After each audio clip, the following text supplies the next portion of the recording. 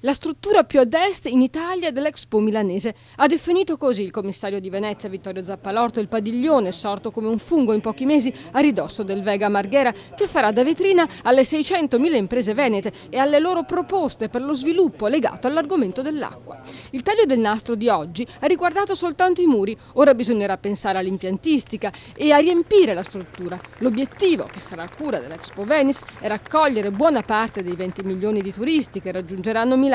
È un'occasione per i 5 milioni di veneti, per le nostre 600.000 imprese e per tutto quello che rappresenta poi il Veneto turistico, che è la prima regione turistica d'Italia, ovvero la possibilità di avere un palcoscenico internazionale da dedicare ai veneti. Luca Zaia, in piena campagna elettorale, ha colto l'occasione per puntare il dito contro la fortissima pressione fiscale che sta rallentando anche lo shopping natalizio, solitamente volano per l'economia. Noi siamo tutti a favore del fatto che le tasse debbano essere pagate, però con una pressione che passa al 68,5% contro una media europea del 46%, penso che sia verosimile che prima si dà da mangiare ai propri figli e poi si pensi a pagare le tasse.